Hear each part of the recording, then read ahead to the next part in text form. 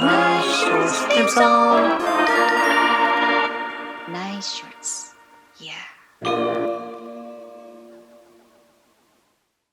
Howdy, hey, and welcome to Nice Shorts. I'm Fu Yang. And I'm Johnny Niddle. And this is a show where we interview animators about shorts they make. Today we have Casey, part 2, the sequel. In part 2, we'll dive into how she grew into a leadership position. Adapting to manage animation studios, their productions, and the teams of people who create them. Learning to trust ourselves, believe in the process, and reach the finish line. And her desire to foster a strong and engaged community. Empowering others to grow and build their own stop motion journeys. So come along and meet Casey again. And now on with the show. There is a puzzle I would like to solve is that because you come from fine art, you do sculpture, you can paint really well. Like you have all the fundamental things. And it's quite recently, last year, you take the motion graph school. Yeah. But actually, you already dealing with compositing, this technique, while you combine paper and the puppet, like everything, the scenery. At that time, how do you learn that kind of knowledge? It's pretty early. And further question is that, how do you transfer fine art area and go into the design area? I think her question is, why are you so amazing and how do you keep doing it? Oh, that's very nice of you to say. I think the class that I felt like I needed to take, it comes from this place of like,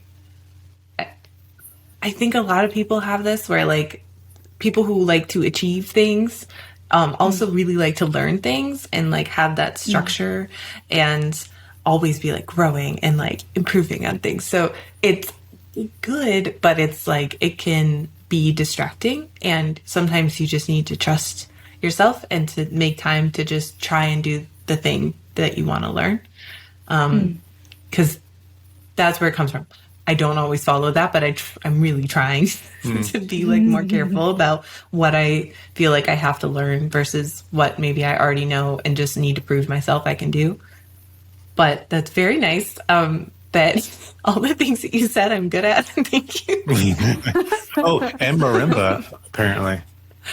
Yeah. Definitely check out Casey's Vimeo. That is what I learned from like, oh my God, your past project while you're a student. And then I don't know how to describe, like it's artsy, but I can see the through time, it transformed more and more to design. It can have client to have a twist to make it more modern look. So yeah, that's why I have this question for you. Oh, thank you for watching my old things. It's still very cool to watch. Yeah, it's not that old.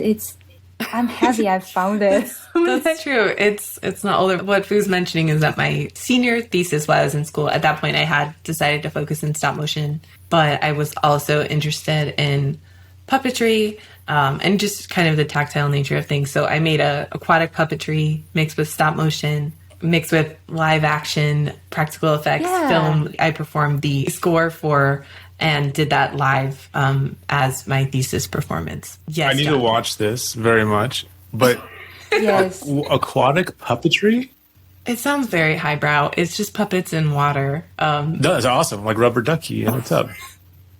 Yeah, it's a lot of like, you get some really flowy fabrics. A lot of places will do it for like ghost effects. Okay. Because it has that like ethereal, like weighted quality depending on your fabrics. So that's what that was. It was a year-long project when I was a student. So it's like, I see a million things that I would change. Yeah, I'll probably not see any of that. It's awesome. But as far as what it was at the time, like it was a little bit of like a swan song. I was finally able to like combine all these things because I was, did years of art school, but wasn't able to. I had to pursue music completely separately for such a long time and try and do that on the weekends. And I was competing and I was traveling in the summers before I was interning doing that. So it was like a whole. Were you frontline? Were you a frontline player? Front ensemble, yes. Yeah. So you're marching band, okay. Yeah, so it was like I did professional marching band. Well, like Blue Devils or Velvet Knights or something? Yes. Holy Yes. shnikes. Oh, you know them. Yes. I mean, Yeah. I was not in the Blue Devils. They're the top of the top. Tippity top. But I knew someone when I was younger, and they would sit there and do their rudiments all day and go like, yeah, I get it. Please shut up. yeah, so that was me in student housing at art school that did not teach music, driving people crazy. That's awesome. Eventually, they were like, "You can keep your marimba in the sound booth, like only if you let other people play it." And I was like, "Well, they have to ask me." Like, and I'd like take the mallets because I didn't want them to break it. But that's for people watching this who probably are not in music. That means you were, as far as majors go, you were a percussionist. You played marimba, but you're a percussionist. So that means you're like, your time and your reading is impeccable. I mean, like, that's my favorite people were percussionists, because it's like whatever you hand them, they're just gonna nail it. It doesn't matter what it is. It's so much fun. It's gonna have a groove. Anyway. That means you can read basically anything paradiddle. You can read anything that involves hitting stuff with sticks. At one point, but I did, focus on marimba. Right. At some point, you kind of have to. If I wasn't, sorry, I feel like we digress, but I can talk about this forever. We have, There was a point when I decided I wasn't going to pursue music performance as my career, which changed the way that I interacted with being a percussionist. I didn't have to be able to, sight read timpani music and be able to tune by ear to, whoever else was playing and like do all that stuff. And I didn't have to be also a great drummer, which I don't think I ever was. I was more like melody driven.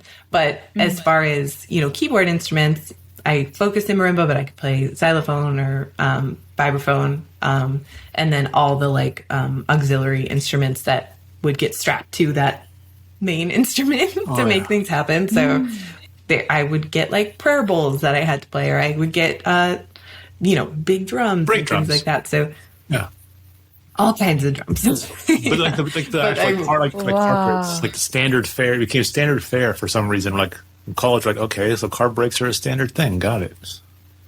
Yeah. Or like, I mean, I did a show and we played glass blocks and they did shatter. And anyway, but yeah, so I did, was called drum corps in the summers after high school and early college.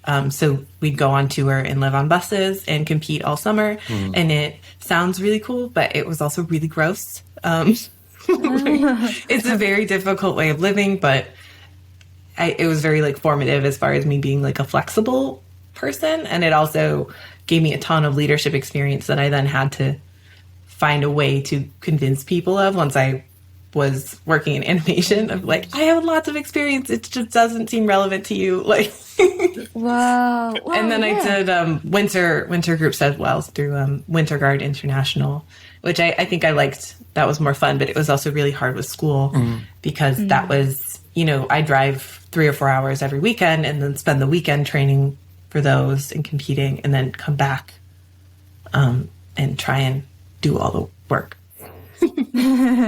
One of the most important things in scoring to film properly is first having a tempo, right? Like understanding the tempo of the scene.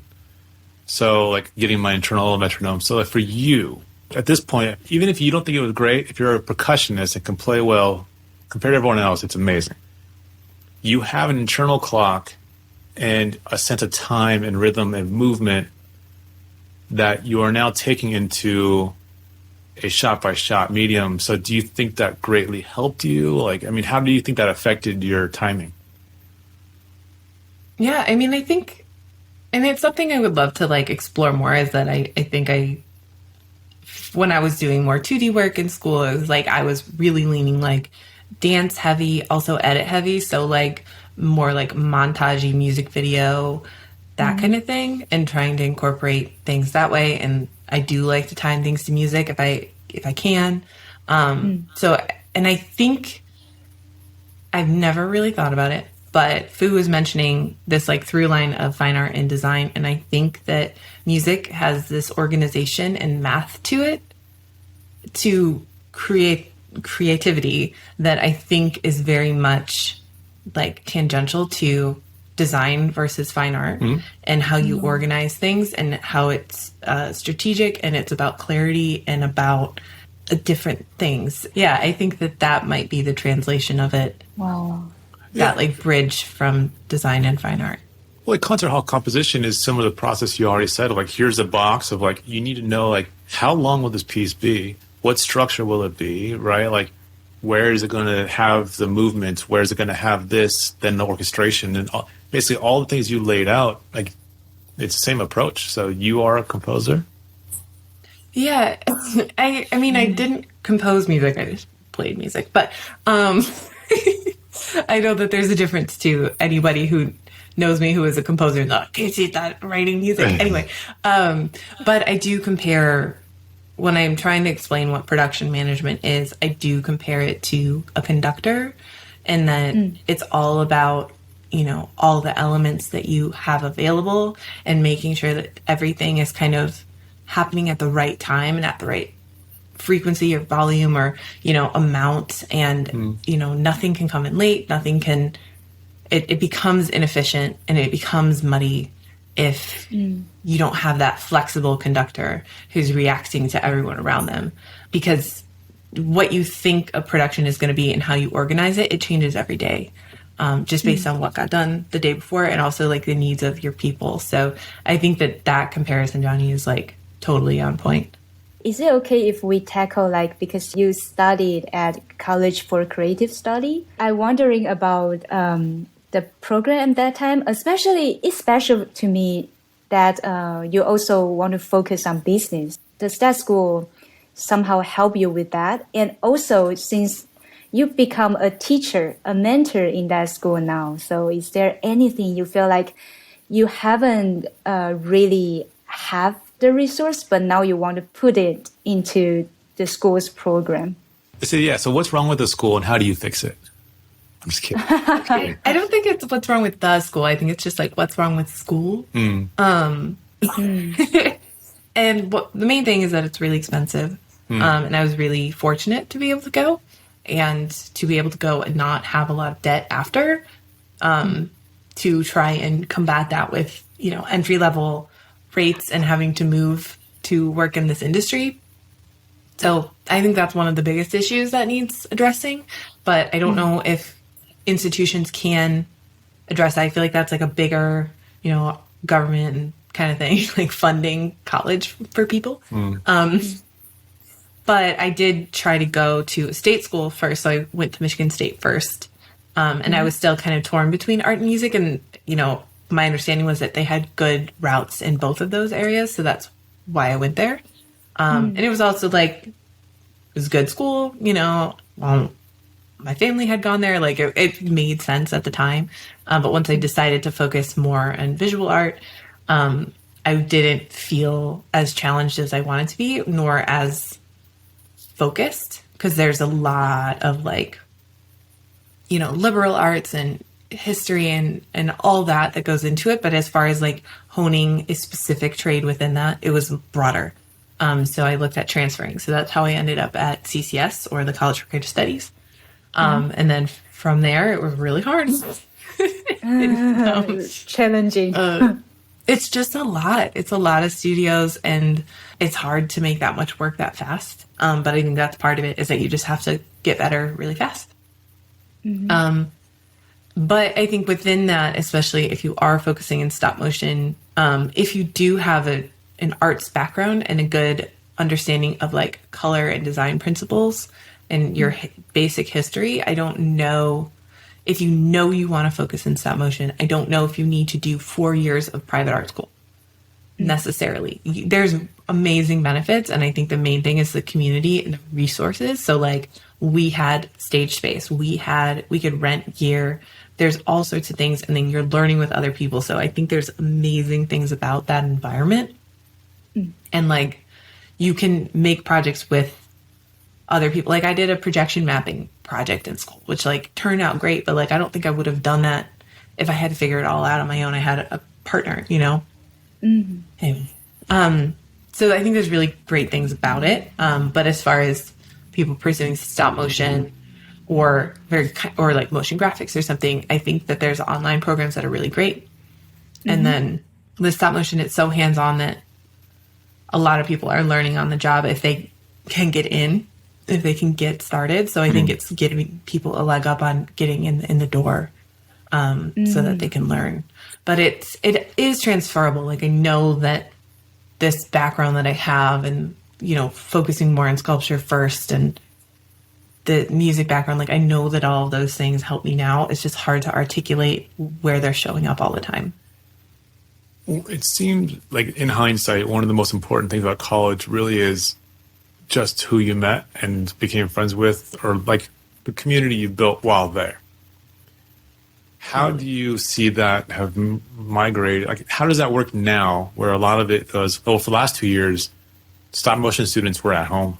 And then also people who are learning online with online interaction, but like the networks and the relationships, they're not as easy or as the same as it was when we were in school, or literally just hang out with the people and just, that's it.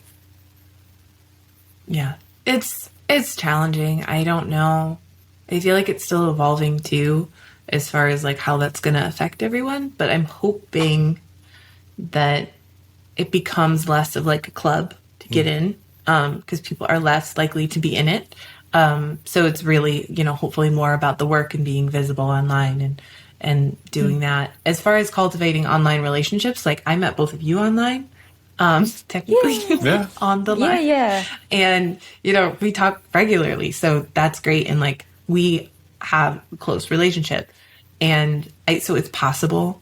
I just think it's, you know, it's going to take longer than if you met up with someone for coffee for 20 minutes and now that person is going to remember you a year from now. It's just different. So I'm not sure I have a solution to it. Like with Wildcard, we tried to make meetups for all the virtual meetups for each round, so that at least those people who are currently kind of in the same place and experiencing some of the same challenges can chat with each other over video. And it's optional, so they tend to be smaller meetups anyhow. But it's something.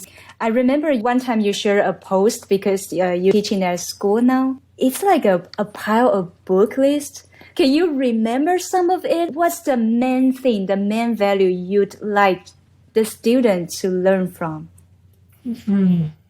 I'm teaching multiple classes, so it's like, what do they need to learn is different.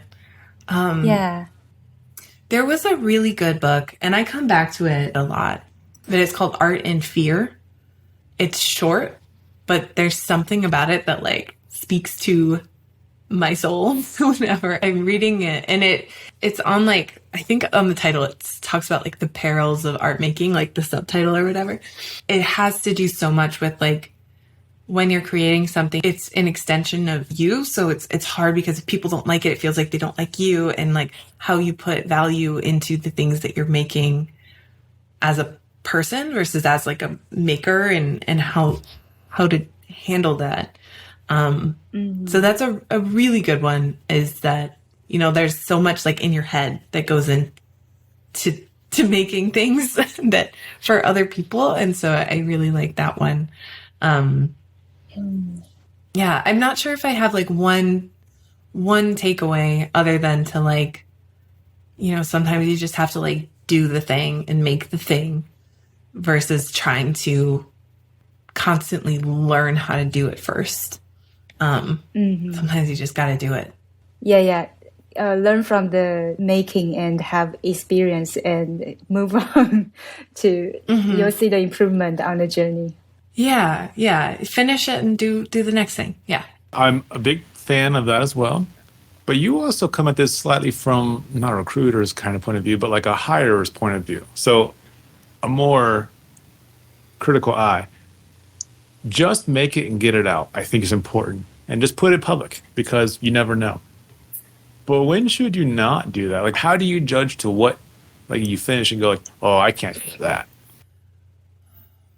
I mean, there's a lot of things that you don't want to share, you know, and I struggle with it too. I have a hard time posting anything, especially now that I'm like in this position that I'm at, whereas like people have seen me as like a manager for so long, and now I have insanely talented specialists who will see me paint something and be like, that's not a painter, you know, that's someone who painted something, you know, so it's hard in that way. And I understand it. I think what to focus on when you're doing something new is to pick one thing to focus on.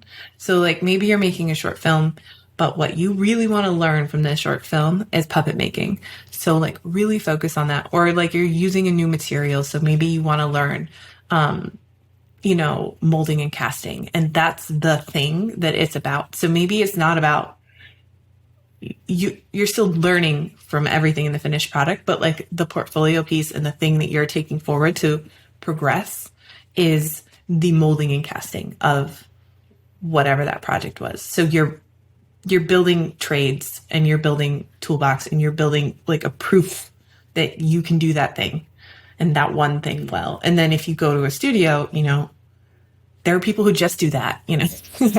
I don't need you to be able to be a director to work in a puppet department. Do you think like anyone who is technically savvy enough to be able to judge that piece then will also be able to recognize that it was basically a study in one thing, and so they'll understand it anyway? So it's basically you're safe no matter what?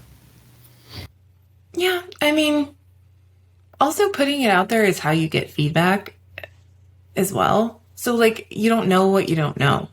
So like there were things I put in my portfolio. Literally, I'm thinking of like the first time I was like, see, studios, I can do molding and casting. And my cast was full of bubbles. And I like had like pictures on, and I was like, oh, look, I can fill all these bubbles really good. And it's like, no. Catalyst Castle's a better name than Bubbly Cast. So yeah. Yeah, but it's like, you know, I wouldn't have known that I needed a vacuum chamber to get rid of the bubbles, nor would I have been able to buy one, you know? So it's okay, but it's like, I then knew, okay, that's not what makes this good. It's about something else. So I think sometimes you do have to put the work out there to get feedback. Mm-hmm. You know, it doesn't always have to be online. If you could, you know, build a smaller community, that's helpful. An interesting thing there is like, if you had just put it out just to show what you did, you would have felt differently about it than if you put it out to, and this is the wrong word, forgive me please, but to show off what you did, right? So if you put something out to show off what you do, you're expecting certain feedback as opposed to just saying, hey, I made this, and you're ready to learn from it kind of thing. Mm-hmm. And that's the hard thing. And I run into it now too, because now in many ways, you know, I position myself as an expert in certain things, but now I'm having to do all the things that are not my area of expertise. So it's, you know, how do you show up as someone who's in progress, but also as an authority? And so it is a challenging balance for sure. I mean, you'll be an expert in everything in like 5 more years. You're safe. With the amount of work you put in, you're good. We will see. From being an artist, how do you step into the managing role, like the transition? Yeah, I mean, I think production management roles were ones that I didn't really know existed until I started working. They weren't something that was brought up in school. You know, like there's a producer, but you don't actually know what that job is. Also, it's different everywhere. So it's like, okay, like that's just the other person in charge, you know? So, yeah, I think interning at Hornet in New York was kind of the first time I got to see that because they do smaller projects. So there were less layers between me and that management person. And I was like, oh, those are all the things I'm naturally good at, which is like organization and communication and preparation and being really flexible, you know, like it's good to pay attention to those things too. So while I was still pursuing the fabrication side and set dressing, I was looking for opportunities and I was letting people know what I was interested in. And it is risky for someone to move an artist or a creative into a non-creative track because they're like, oh no, that person's too creative. They're going to want to have input on things they shouldn't. And they're going to just use it to like leverage into a different creative role. So I ran into that a lot, trying to get started, of people saying I was too creative to manage artists. And I was like, I think it would be helpful, but okay, I'll just ask someone else.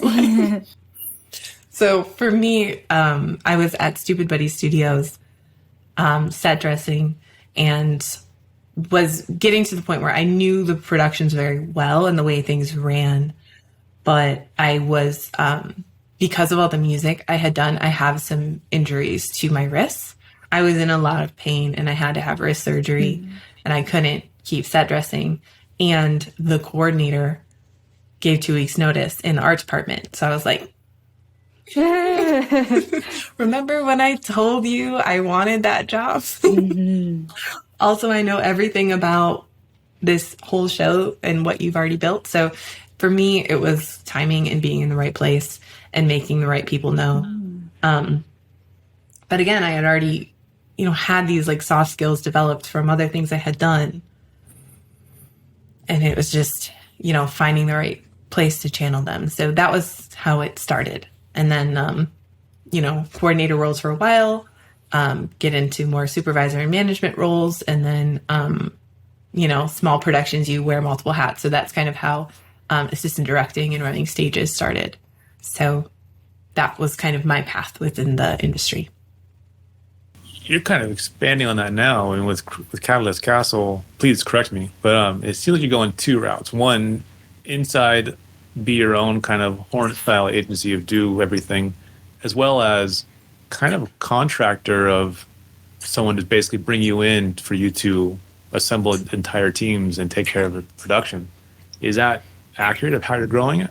Yeah. I think it's kind of goes in two directions, whereas most of my relationships are with studios, and there's a lot of work that they can't take on because of the scale being too small. Whereas I have, low overhead. I have a personal workspace, and then I can rent a bigger space temporarily.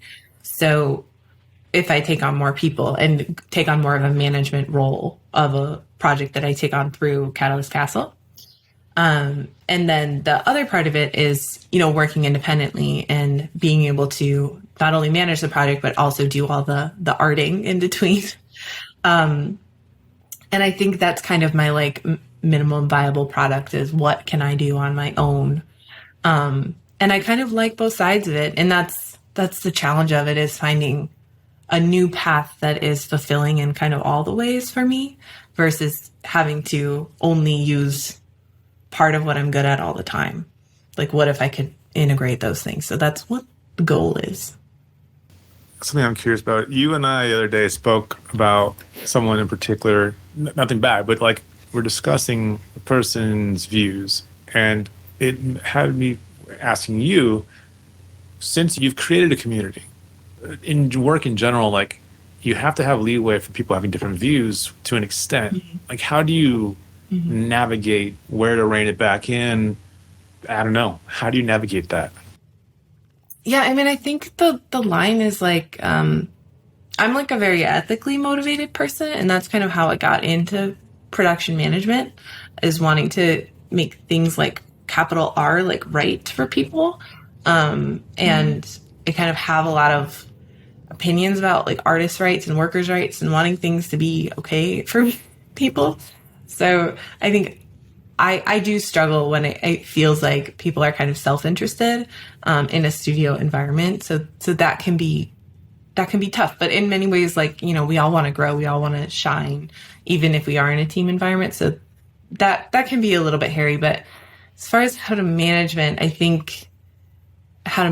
it, there is a limit to how much power you have with other people. It's a tough one. Sometimes people do cross over the line and you do have to call them out. And as a manager, it totally sucks because it's friendly environment most of the time. But if somebody is having a rage issue, you can go. It's really, we're not dealing with that here. We're making cartoons. So I'm not having it.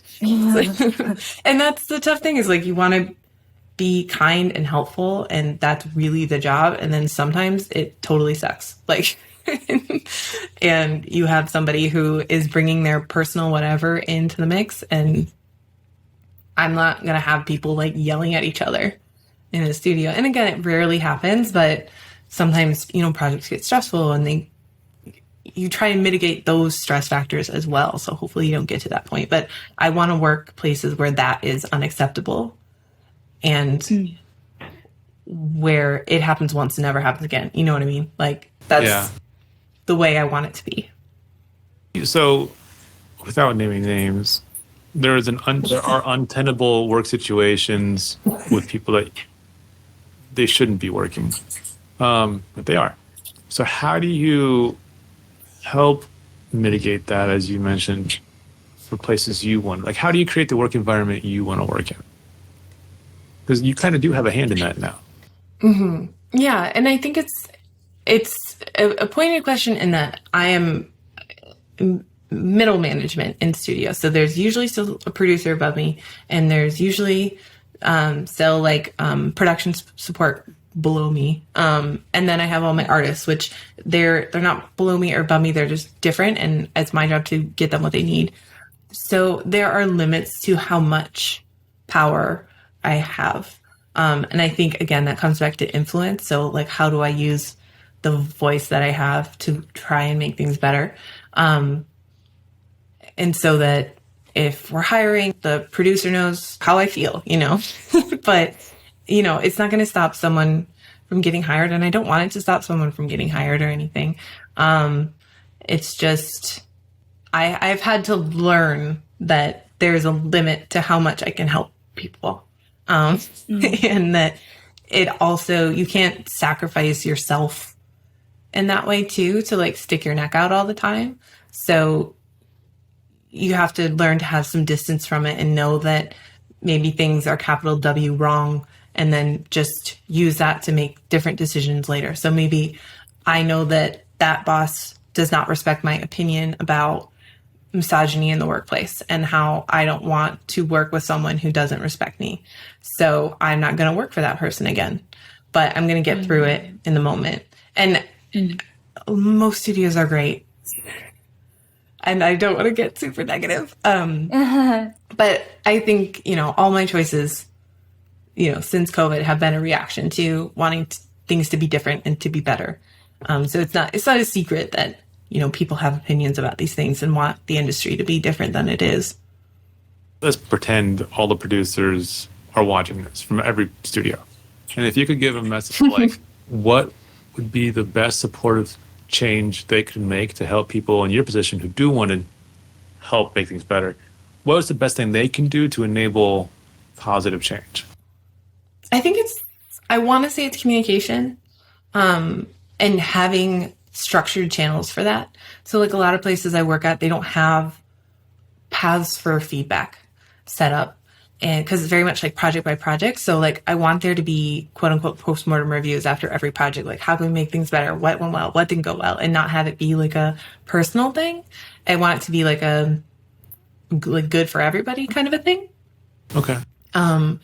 But I think it's having that transparency and being able to talk about these things, and also having like standardized training for everyone. Like, we don't really get that. A lot of times you just like show up and everybody like kind of already knows each other because we've worked at all these places. But, you know, I work places where like the managers 2 years in were like, oh, I have to go to sexual harassment training. And I'm like, you haven't been trained. Like, and they're like complaining about it. And I'm like, you should really go. Like, Don't complain about it. yeah, it's like, oh, darn, I'm like high up on the food chain. I have to get trained. Like, you should really go. Like, it's okay. Yeah. So yeah, what should they all do? Yeah, create systems so that, you know, people can raise their voices without having to stick their neck out. Like, I think that's important, and do it in a way that isn't public for them. You know, having to go out of their way to make a private appointment. You know, you should be checking in with people about these things regularly. Yeah, that's it. Waiting for people to come to you with problems is shitty. Because if they have, like, let's say it's one person in an uncomfortable environment and they go to you, everyone's going to know what happened and they're going to think, everyone's going to think that person, like, yeah, I'm with you. They should be actively checking with everyone. Yeah. And it's like, I do things just the way that I manage productions when I'm at another studio. Like, I try and be that accessible person, and I am like a middleman, but at least I'll know what's going on and I can try and help. So like, I'm not eating lunch off on my own. I'm eating lunch with the crew at a safe COVID distance. And like, I moved my desk to be in a workshop versus in an office so that I'm where people are. So you that like 4 feet above theirs though. No, the place I've been working at the last couple of years, I'm on like a folding table, which is ridiculous, but I should really get a proper desk. No, but it's like you can do these things so that you're in a more integrated space where communication is more open and where I know what's going on interpersonally between all these people. You mentioned something really important earlier when you're saying is a lot of these people already know each other. So including people who kind of technically they report to you within reason. And some, like you said, aren't. Some are just equals, but like these are people you've known. So how does that go? It's tough. Yeah. It's like the people you grew up with and then like you get promoted or you're like kind of in charge. So, it's tough. It was really hard at first. And it's also like, again, I have like all these opinions about things, and I want things to be better, but now it's like, I have to be really diplomatic, with, what I say and diplomatic in the way that like, not all information is public information. Like I have to be respectful of all these things while also trying to advocate. So it's a slippery slope. I think it's something where, there's a super good book on this, by the way, because I was more art department before I became management, called Herding Tigers, and I recommended it. I recommend it all the time, but it's really good. It's really good, and it helps with this transition and how different things are. And I think it's, not every creative maker is meant to be a leader. They're totally different skill sets. And I think that leadership and management are skills that are learned and need to be trained. And so it's something that like I'm constantly working on it, but like when I'm interviewing for a job and I'm asking my producers or people who are going to be managing me, like, what's your management philosophy? Like, what are the tenets of, how you lead people? And they'll be like, what? like they're not like thinking critically about these things. And I try to do that. So, there's that side of it, is that I don't think every person who's a great artist should be a lead. They're totally different skill sets. But some people can do both, it's just, they're different. And then as far as managing those relationships and when power dynamics change, I think it's again about like transparency and having a conversation about it, because these people are like some of my best friends, and then they get hired and then I have to tell them what to do. Yeah. So it's like when we're at work, like we'll hang out at lunch, but we're not going to talk about like friend things. Chatting. Yeah. Mm-hmm. Like, and I think a lot of people don't do it that way, but I know how it felt for me when I would get hired at studios where like the owners are friends with some of the leads, and then like they're going and doing their like weekend stuff, and then I'm like coming in on Monday. Like I know how that feels, so I don't want that to be the situation for the people that I manage. Management's an art, and you're an artist, but you also strike me as someone who's just, anything you're going to do, you're going to prepare a ton for it, and you're never going to feel like you prepared enough, but it seems like you're always going to be the overqualified person that doesn't think they're qualified. Yeah, it's also like women, but yeah, it's yes, but like it's just amazing, like just how much thought you've given to every aspect of anything you've done. Like, it doesn't matter what it is. It's inspiring. Ambitious. It is ambitious, yeah.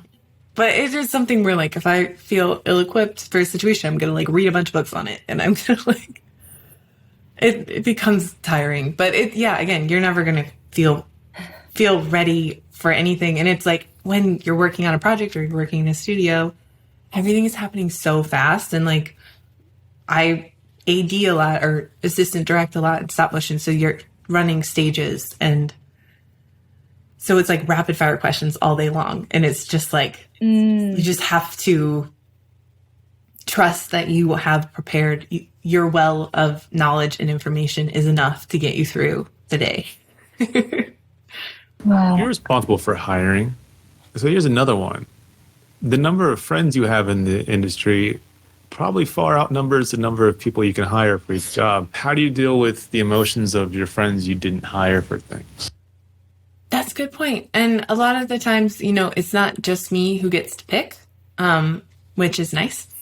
And honestly, a lot of the times the people that I think should be hired aren't hired. And it's because I value different things. So I value what it's like to work with someone. I value their artistic abilities as well. But I want them to be good to work with. And that's, for me, easier to manage. Like we can spend a little bit more time building something, but if it's somebody who maybe doesn't know how to work to a deadline or doesn't take direction well or things like that, like that's a personality trait that we're not going to fix. So in that way, who I think is best is not always the person that gets picked. But I think, my friends don't really hold it against me. I try, and I'm also really careful with who I recommend, especially you get to know like whatever studio you're at. And I'm like, oh, every person I recommend gets their hopes up and then doesn't get the job. Like maybe they're just going to hire their friends, So I'm going to let them go through their list first before I put my people up. Because I know how that's going to go. And it's not that I don't want these people who I think are great to be represented. It's just like, I know what it's like to get your hopes up and be waiting and not hear back. So it's tricky. It's big to recommend someone too. A lot of people don't understand what a responsibility that is. Yeah, because if they come in and they're not the right person, especially someone who's kind of untested, it's a little bit harder. So I think anybody who's trying to get their foot in the door, it's lowering the risk level for that person who has to recommend you as much as you can. So that can be through a portfolio or by like meeting in person or talking over the phone or doing a meetup or like a virtual meetup. You're making it easier for them to have trust in you, which does help. I was curious, is you have to run teams, and there will be things you don't know that you will learn for the project, right? What you find the balance of for saying, I don't know, let's find out to somebody, as opposed to telling them what to do, knowing it might not be the perfect choice, but you need to make a choice, and then doing it with conviction that it's right, even though you're still not sure. Like, where you balance the I don't know with the, hey, do this, I do know, even if you don't. Does that make sense? That does make sense. I actually run into it a lot with teaching as well as at studios, but it's like a lot of times both answers are right. You just need to pick one and then just go with that, and I find that in like a lot of my like middle management, production manager positions, it's like when people ask me a question, like I really could say yes or no. Hopefully I have other information that they don't have that will help me lean one way or another. But sometimes it's just somebody needs to make a quick decision. And that's how we do it. And as far as taking on something that you're not exactly sure how it's going to go, you do have to trust yourself as you go through it to keep going, because things tend to look bad when they're unfinished. And you need to see it through to know that it's not what you wanted it to be. But, I think with a client, it's they're not going to take risks, rarely. And, unless they're the right client. And usually in the risk, there's freedom to make changes along the way and to be like, oh, that wasn't working, but we have this solution and it'll, have the same effect. So if you have that flexibility, then it's great. And then, if it is like a very, tight commercial thing, they're probably going to want to do something that you've proven that you already know how to do it. So I think a lot of the risks come in when you're doing, maybe a project for a not-for-profit. So you have full creative control because it's a lower budget. That was the trade-off, or you're working on a personal project. So we did establish you're from Detroit. It's you, Eminem, Sugarman, Cars, and a few sports teams. So you want to go back to Detroit, right? Put it out there. Yeah, I would love to have the flexibility to live probably anywhere that I want to. But right now I am a bit tied to, industry cities, and I've been in LA for a while. But I've also worked in New York and Portland. But it was, hard to be an entry-level person who needed to learn a lot in a niche where that niche wasn't really happening. So I did feel like I needed to move from Michigan and Detroit, which is where I went to school. But I still kind of identify that place as home. And I miss seasons and lakes and my family. And I would like to, be able to like have a dog and like own property. Like these like things that other people like, of course that's what you're going to do with your life, I'm just like, oh, that would be kind of cool. Like, Yeah. like I want to have like a porch. So, I think part of what I'm trying to do with Catalyst Castle is, potentially grow myself a vehicle so that I could go somewhere else. So it's right now, a lot of other things would have to happen for that to work, but I would love for it to happen. And so I'm putting it out there, and I'm trying to start, reconnecting with this place. So hopefully visiting more. Teaching for the school I went to is a big one. That's new for me. I wasn't teaching there previously. So that's like helping me get back into that city and having those, relationships already there. So there's some other things I want to be doing. Every time I visit, I want to try and plant those seeds. Mm-hmm. So I'm putting it out there. It's more of like a dream and a wish than like a goal right now. Yeah. I think it would be nice, but I'm sure I would I love my community here too. So part of what I do is build communities. So I think it could be okay. I would just miss people. Yeah. It seems like this is, a really opportune time between what we learned at COVID of everyone have to work from home, and then technology changing so much that almost anyone could essentially build their own little either downshooter system or just straight up little stage at home now. If you were going to build communities in different areas for stop motion, this feels like a great moment. It does. It's one of those things like I don't feel ready yet to do that because I don't want to take myself from my supportive place while I'm making all these changes, So, and maybe that's wrong. Maybe I should just do it now, but I think for now I want to prove to myself I can do it here. Even though it's more expensive to do it here. And then in theory, I could do it anywhere. There's no right or wrong. There's no counterfactual. Whatever you do is the way you do it. And that's probably like, who knows? You'll never know. You're doing great. Mm-hmm. You're doing great. Yeah.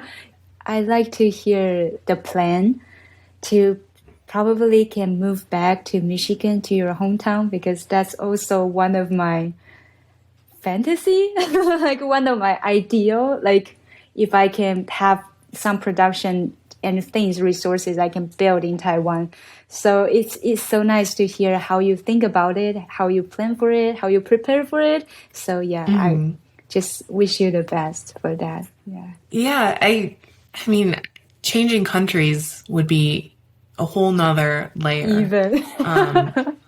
to have to think about. And it's like, yeah, I wonder if there's ways for you to be engaging with clients there, but making work here. I don't know if the budgets would work you know, with like you, because you're Yeah, in yeah. your Bay Area, which is a expensive place to be making things.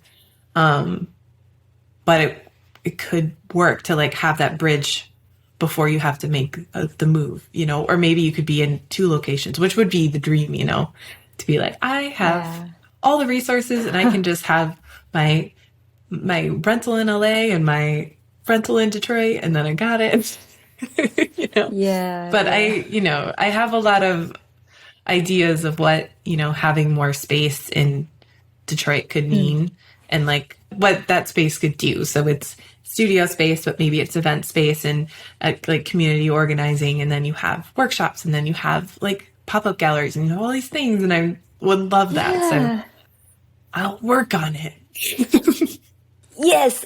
But yeah, I mean, I think that happens for so many people who move away from the places that form them. Like you want to give back to that community. You want to make it so that other people like you maybe don't have to move away from their families. And, you know, it'd be great if everything wasn't based in these hub cities. And if we could all kind of be like people who have other jobs and they just work where they are. That would be great. For a Catalyst Castle, is there the most ideal, like the client or the project? What's the you are most hoping you can always have some kind of direction or goal? Yeah, that's a good question. And it's something where like I have all these niches in mind, like how it could go. But I think value alignment would be great. So like, you know, socially positive would be great. Sustainable companies would be great. Businesses run by minorities would be amazing. So I think those are, as far as value alignment, I would love that. I think everybody wants that, especially when they kind of go independent. You know, you want to have, you know, the clients that feel good. So that's the dream. To make work that also does good, that would be good. But I think also it would be, you know, I'm thinking of what would be ideal for the kind of lifestyle that I want to have. And I think it would be, you know, partnering with companies that maybe have a need for stop motion, but also are interested in editorial sculptural illustration. So it could be, you know, multifunctional media. So you have the film version or the short version or the social media version, and then you have the GIF version, and then you have the still version that goes into publication. You know, that kind of client I think is kind of the best version for me, because I can kind of do all of those things really well. And it's also a unique offering that I have, and being kind of design driven stop motion versus more like character performance driven. And then also like places that would have kind of a reoccurring need. So maybe these are publications that are coming out, you know, quarterly, or, you know, products that come out seasonally, or things like that, where we do, you know, the work up front, which can be the thing that takes a lot of time. And then from there, you're executing based on, you know, that set of understanding, so that it becomes faster for me to do the work, but it also becomes, you know, cheaper and more volume for the client. So I think they're getting more value, versus kind of a one-off short animation or something like that, which it is good. It's just, I think that for the tier of client that would be looking for someone like me, I think something that's a little bit more like serialized would be best. So you kind of seemed like marketing and advertising might be the path you generally want to go. Also like media, right? The message in every kind of form deliver out. It's not just a video. Yeah, I think a lot of it is about, you know, what can I do well that's big, but also keep things small for me. Like, I don't think I want to be a big studio one day. You know, I want it to work for the lifestyle I want to have, which is smaller teams, or it grows and comes back together. So I think if I were to do, you know, episodic or longer form, it would be more not quite what I'm going for. Not that I couldn't do it. I just think that would be more managing a bigger team versus this other thing that I want to do. So, yeah, I think it's more like probably online content marketing direction as far as for client. And probably businesses versus individuals, more like business to business. How do you start maneuvering your path that direction? Like, because you gotta go at some point. It's like you basically have to start creating the content or pushing the narrative to that place for presenting to clients, right? So how do you start making that route? Yeah, I mean, I'm very much in progress with that. So I think I'll have to tell you how it goes. I have some plans, some ideas. So I think a lot of that is going to be outreach and building, unfortunately, having to build social media presence, which is a very good thing. It's relationship building, but you have to put in so much at the beginning to get those results. So for me, that's difficult because not all the work that I make, it's not just documenting and then putting it online. Like, it's not going to work that way. So I think in that way, it's like content marketing. So it's this podcast that I'm making and these resources I'm putting together and, what can you offer to be visible, but also, have a portfolio that proves that you can do these things. And then from there, once you're warming up those leads through your web presence and social media presence, it would be, making more direct contacts, working off of referrals from my existing relationships with these places that I think, have the marketing budget already so that this is welcome for them. What I want to make is going to solve a problem for them, and it's going to use the budget they already have set aside, versus me trying to convince someone that they need this. I want to be like that. I want them to be happy that they found me, Yes. So that's the plan. But referrals are welcome. What is your question for the next guest? My question is, how do you fill your well? And that is a odd phrase, but it's basically, what do you do to fill yourself up so that you can continue to put things out into the world? Okay. When you make things, you kind of give away something of yourself. So you need to have a way to replenish yourself. Wrote it down, saved forever. Is there anything you want to promote? Yes. So I guess, how to get in touch with me or to see the things that I make is probably a good thing. Yes. You can find me at catalystcastlestudios.com. And then that's kind of a directory for everything else. But I'm also on Instagram at Catalyst Castle Studios, and I just made a TikTok. So you can be one of the first people to see whatever I come up with there. And then, look out for the Hello Stop Mo podcast, which is introductory knowledge about stop motion for newcomers and then people possibly interested in, pursuing this industry as a career. And then tell people how to hire you and what they should hire you for. How to hire me would just be getting in contact with me. So that is contact at catalystcastlestudios.com.